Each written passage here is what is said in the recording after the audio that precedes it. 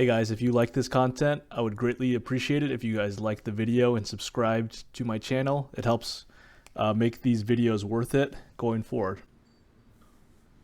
What's up, guys? Altcoin Sherpa here with the Crypto Market Review. As always, this is not financial advice. I'm not an expert. Do your own research. Okay, so today let's look at BTC USD. This is BTC USD on the 1 day. Not really much of an update, to be frank and honest with you.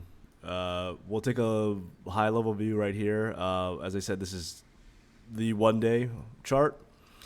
And what we're seeing is just a slow grind up here with higher highs and higher lows, but it's not super convincing in either direction.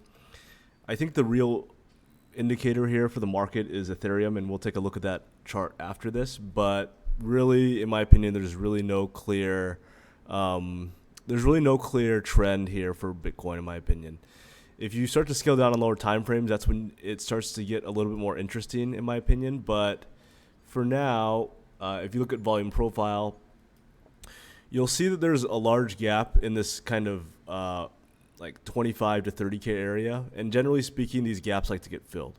So what do I mean by that? Well, let's explain the gaps first. The gaps mean that there's not any trading volume in these gaps.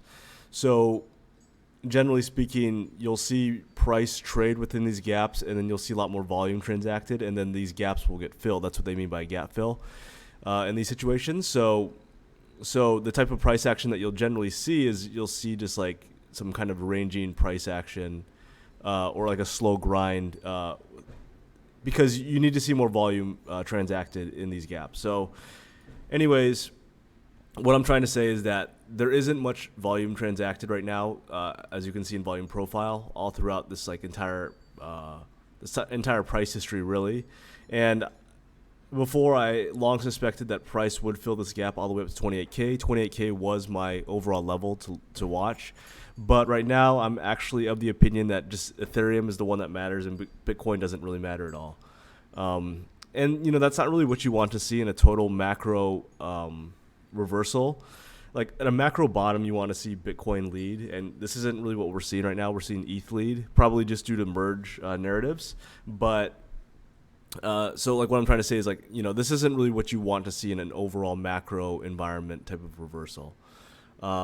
With that said, I did have the opinion that 28K is going to get tapped. It's still my opinion right now, as of right now, but it's, as I said, it's not really very convincing, this type of price action. We're seeing this overall swing high established back in late July. This area has been like a key area of resistance. If you can see here, price is struggling to stay above that level. And there's usually some bullshit level like on the way down here, like in that big liquidation run back in June. You can see this level is almost the same thing as this current this current one right here. So this right here, this kind of this wick up, this is providing to be a strong resistance area, and we're not seeing price being able to really hold above that level the last several days and weeks. And again, it has shown to be higher highs and higher lows, or I'm sorry, more higher lows. But as I said, these highs are not super convincing. Like, yes, you know, this is a higher high, this is a higher high, this is a higher high. But again, not super convincing higher highs. These aren't really super clear. And I wouldn't really start to assume that this is like all of a sudden a super strong bullish trend just because you see this trend change on lower time frames. If you look at it from an EMA standpoint, this EMAs all look pretty good. As I said, it's the first time that you've seen kind of the EMAs turn bullish since March of 2022. But again, it's not a super convincing trend, in my opinion. It's still just like very choppy, very grindy, not much action overall for Bitcoin. And it's also really interesting to note that even though Ethereum was doing really well before, ETH was kind of sucking a lot of liquidity out of the market, meaning that even though ETH was doing well and Bitcoin was kind of grinding up, you didn't really see many altcoins really do super well over the last week or two. Like, you've seen them do pretty well, like with their initial pop. So, for instance, I don't know, we'll take a look at Near for whatever reason. NEAR did pretty well all throughout July for the most part, and then early parts of August. But the last week or so, it's been kind of just chilling out, not really doing a whole lot. And I overall suspect that this type of price action is what we're going to see for a lot of altcoins. Now, we could see a little bit higher of a grind, like maybe it goes up to this 200 EMA and then dips down. But ultimately, I do believe that we're going to see kind of this, we're going to see like a cup and handle or a double bottom type of reversal for a lot of these altcoins, or even just new lows. What I'm trying to say is that I strongly believe that we are going to see lower prices than current for a lot of these coins. In this kind of midterm area, one thing that you'll probably look at too, and I didn't really intend on charting NEAR. This is more just an example because you see many of these altcoins have this type of structure right here where it's this rounded bottom, but typically speaking, altcoins don't really reverse like this. You'll see something like more like this where it hits up, maybe it goes up to 750 or something and then dips down, or just pulls back now. I don't know where. And then we'll see a slow grind down, maybe like a double bottom like this, or there's plenty of other possibilities. Maybe we see some sort of like grind here, and then takes a temporary pause, like cup and handle, and then we see more upward movement in the fall.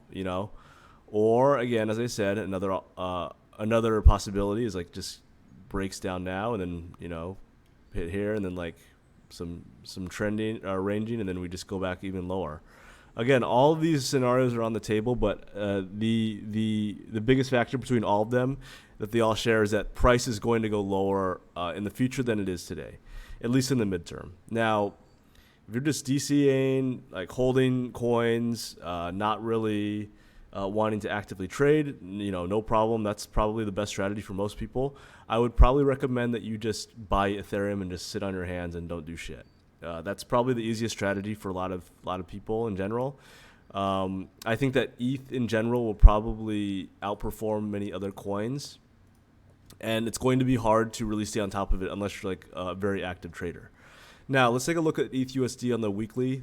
I long held this 2200 area, 2200-ish area, but it really does make sense that the $2,000 mark is a psychological resistance level for obvious reasons.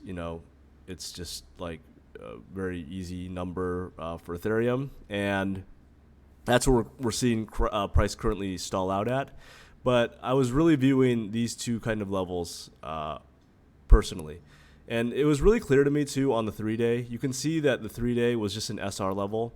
Here you can see it acted as support all throughout this May, June, July 2021 kind of consolidation period, followed by you saw more support again back in May and June, followed by a market nuke, and again, a very simple resistance level when price came back up. And now price is traded above it, and now potentially could be coming lower. And, if you do believe that Ethereum is in a bullish market structure, you could potentially buy this level, this kind of $1,700 level. If we see something like this, and then like it forms a low, trades there for like a week or something, and then forms a low, and then just continues higher, certainly possible. But if you look at this from overall high time frame view, like again, I don't really necessarily believe this is going to be I don't really necessarily call this like a full on reversal. You can see trend change obviously on lower time frames, but to me this just looks like a bear market rally for now. It would not surprise me just to see this, like, maybe it has more upside, maybe 2,500 even. I don't know where it's going to stall, maybe even here. But like it wouldn't surprise me at all to see like a trade and then like we dip down again, similar to reversals to what we saw before. But I think that ETH will actually perform a little bit different than some of those other shit coins. Those other shit coins will perform similar, like AVAX, NEAR, Sol, like all those random shit coins. Those are going to have similar charts, but I think that ETH will look a little bit different for a few reasons. Number one, it's the market leader. Number two, the merge has a lot of weird fundamental implications that nobody really knows what's going to happen.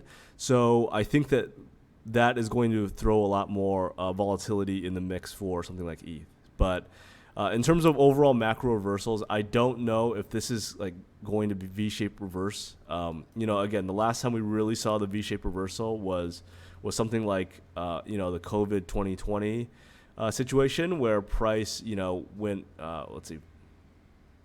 it went from $300 all the way down to $65. No, 88. Sorry, I already got 65. Just basically market dumped and then full on reversed. Like, I don't really see that happening here unless like the U.S. starts pumping some serious money, which is of the opinion of some other like strong macro people. Don't really have any idea on macro, to be frank and honest with you. I'm just playing the charts. But again, my overall view on ETH is that I think that it's probably just a bear market rally. I don't view this as a full reversal. I do expect a strong pullback in the mid long term, but I don't know when or where it's going to look like. If you look on it on lower time frames, ETH definitely looks pretty good. And the EMAs are all pretty bullish in general, but again, it's got this slow, grindy price action where it's just like these higher lows, and the higher highs look better than Bitcoin for sure, but I don't necessarily call this like super convincing quite yet. But again, let's kind of take a look and see. There's still some resistance to grind through. This like $2,000 level always is going to be a strong resistance level from a psychological purpose or standpoint. And let's just kind of see if Ethereum can trade above that, then I wouldn't be surprised if it does go up to 2,500, but still a long ways away from that. And let's just kind of see, take it level to level. Anyways, hopefully you guys enjoyed this video. Thanks for the support.